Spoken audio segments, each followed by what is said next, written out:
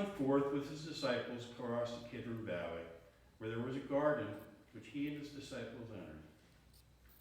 Now Judas, who betrayed him, also knew the place, for Jesus often met there with his disciples. So Judas, procuring a band of soldiers and some officers from the chief priests and the Pharisees, went there with lanterns and torches and weapons. Then Jesus, knowing all that was to befall him, came forward and said to them, "Whom do you seek?" They answered him, "Jesus of Nazareth." "I am he." Judas, who betrayed him, was standing with them. When he said to them, "I am he," they drew back and fell to the ground. Again he asked them, "Who do you seek?" And they said, "Jesus of Nazareth." Jesus answered, "I told you that I am he, so if you seek me, let these men go." This was to fulfill the word which he had spoken. "I did not lose a single one of those whom you gave me." Then Simon Peter, having a sword, drew it and struck the high priest's slave and cut off his right ear. The slave's name was Malchus. Jesus said to Peter, "Put your sword into its sheath. Shall I not drink the cup which the Father has given me?"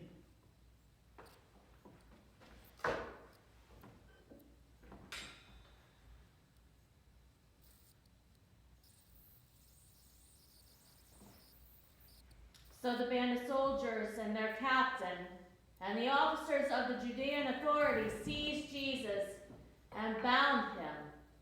First they led him to Annas, for he was the father-in-law of Caiaphas, who was the high priest that year. It was Caiaphas who had given counsel to the religious authorities that it was expedient that one man should die for the people.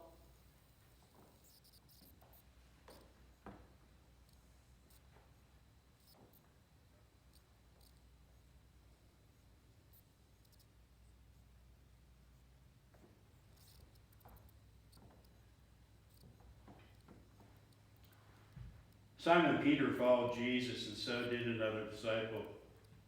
As this disciple was known to the high priest, he entered the court of the high priest along with Jesus, while Peter stood outside at the door. So the other disciple, who was known to the high priest, went out and spoke to the woman who guarded the gate and brought Peter in. The woman who guarded the gate said to Peter, "Are you not also one of this man's disciples?" He said, "I am not."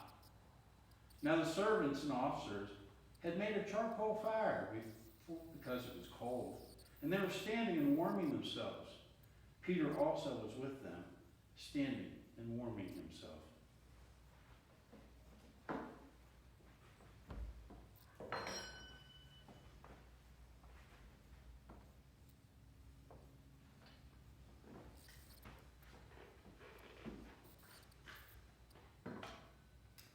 The high priest then questioned Jesus about his disciples and his teaching. And Jesus answered him, "I have spoken openly to the world. I have always taught synagogues and in the temple where all Jewish people come together. I have said nothing secretly. Why do you ask me? Ask those who have heard me what I said to them. They know what I said." And when he had said this, one of the officers standing by struck Jesus with his hand, saying, "Is this how you answer the high priest?" And Jesus answered him, "If I have spoken wrongly, bear witness to the wrong. But if I have spoken rightly, why do you strike me?" Annas then sent him bound to Caiaphas, the high priest.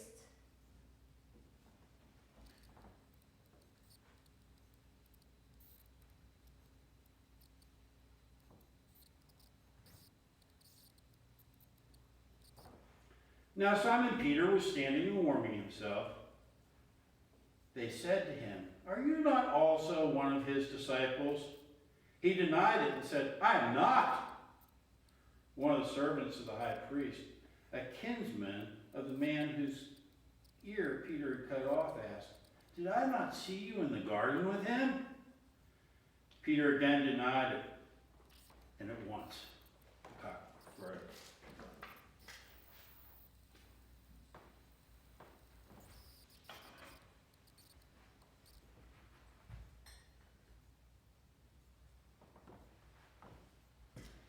They led Jesus from the house of Caiaphas to Pilate's headquarters.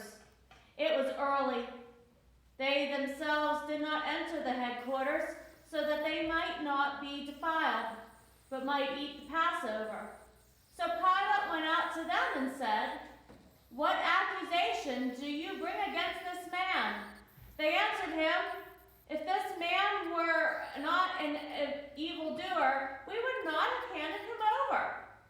Pilate said to them, "Take yourselves and judge him by your own law." The religious authorities said to him, "It is not lawful for us to put any man to death, for this was to fulfill the word which Jesus had spoken, to show by what death he was to die."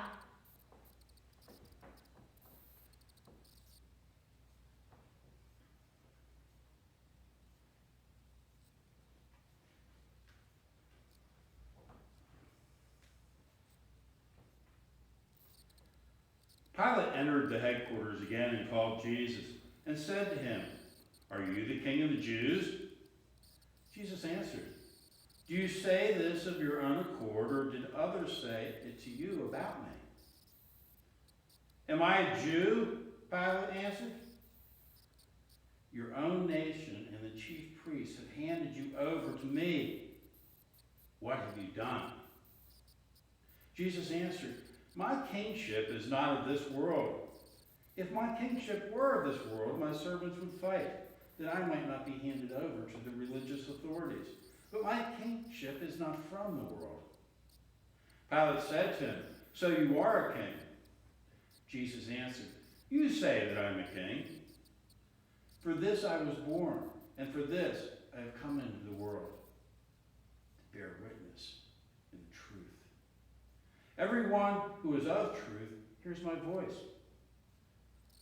Pilate said, "What is truth?" After Pilate had said this, he went to the religious authorities again and told him.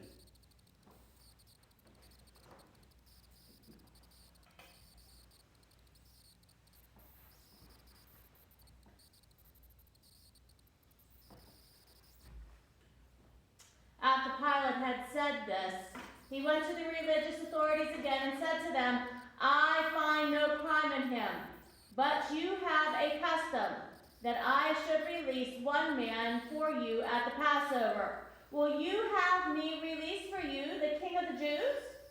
They cried out again, "Not this man, but Barabbas."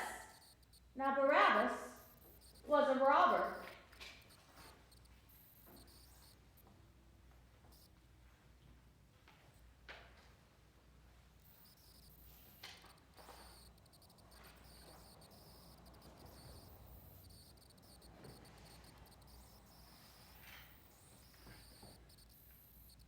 Then Pilate took Jesus and scourged him.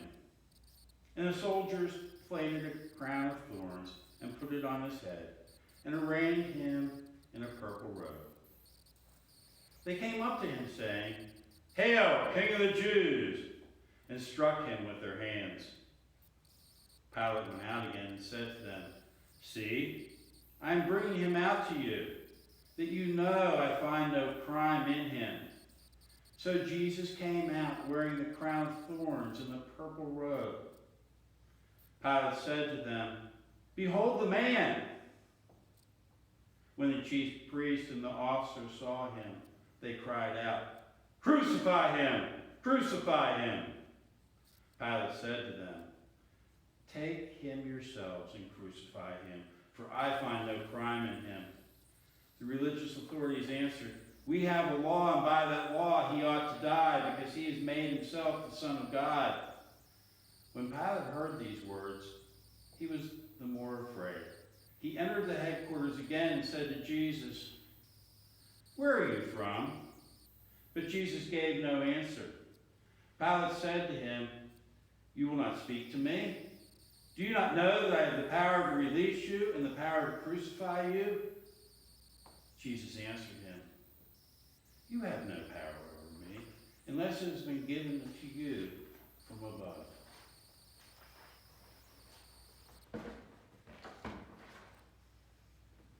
Therefore, he also delivered me to you, the greater sin.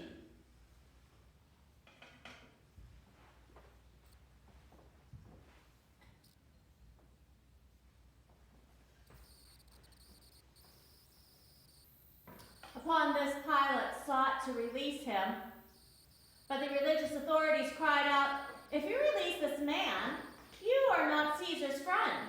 Everyone who makes himself a king sets himself against Caesar. And when Pilate heard these words, he brought Jesus out, and he sat down on the judgment seat at a place called the Pavement, and in Hebrew, Gabbatha.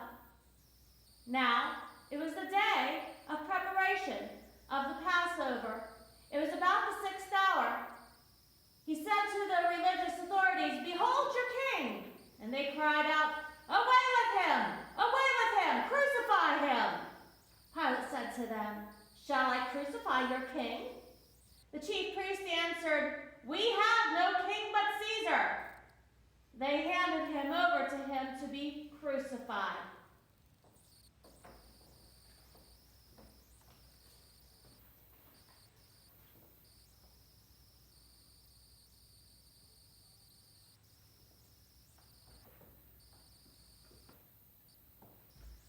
So they took Jesus, and he went out, bearing his own cross, to the place called the place of a skull, which is called in Hebrew, Golgotha.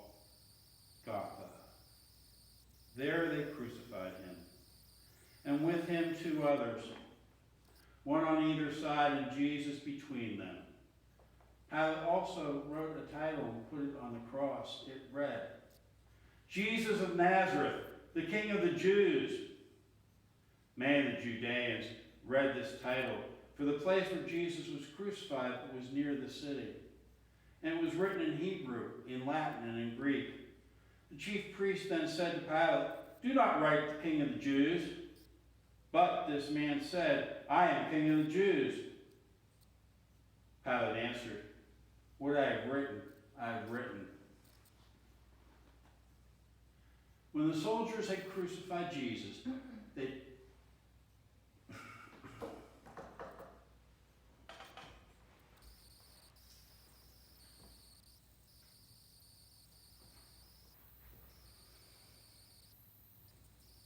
When the soldiers had crucified Jesus, they took his garments and made 4 parts, one for each soldier, also his tunic. But the tunic was without seam, woven from top to bottom.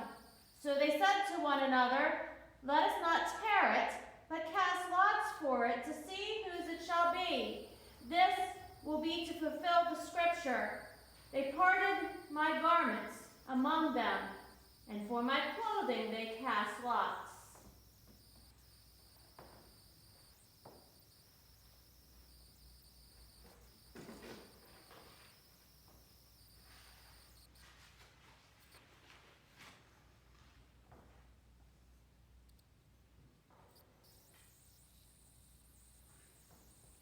So the soldiers did this. But standing by the cross of Jesus were his mother and his mother's sister Mary, the wife of Clopas, and Mary Magdalene. When Jesus saw his mother and the disciple who he loved standing near, he said to his mother, woman, behold your son. Then he said to the disciple, behold your mother. And from that hour, the disciple took her to his own home.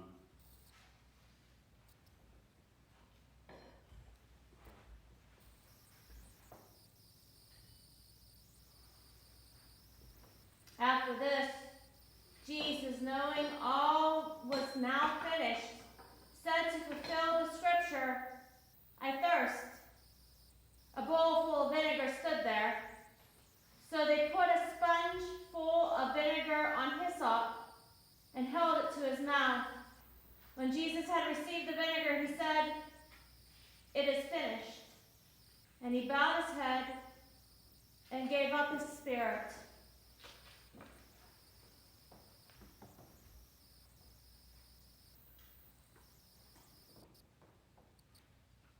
Since it was the day of preparation, in order to prevent the bodies from remaining on the cross on the Sabbath, for the Sabbath was a high day, the religious authorities asked Pilate that their legs might be broken.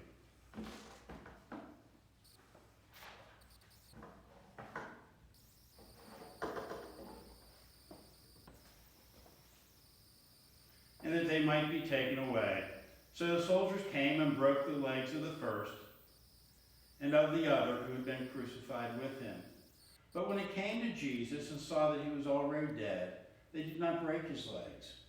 But one of the soldiers pierced his side with a spear, and at once there came out blood and water. He who saw it bore witness. His testimony is true, and he knows that he tells the truth, that you may also believe.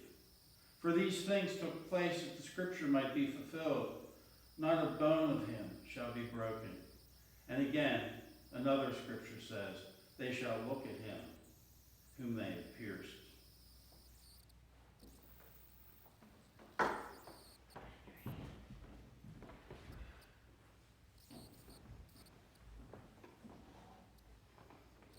After this, Joseph of Arimathea, who was a disciple of Jesus, but secretly for fear of the religious authorities, asked Pilate that he might take away the body of Jesus, and Pilate gave him leave. So he came and he took away the body. Nicodemus also, who had first come to him by night, came bringing a mixture of myrrh and aloes, about 100 pounds weight. They took the body of Jesus and bound it in linen cloths and with the spices, as the burial custom of the Jews. Now, in a place where he was crucified, there was a garden, and in the garden a new tomb, where no one had ever been laid. And so, because of the Jewish day of preparation, as the tomb was close at hand, they laid Jesus there.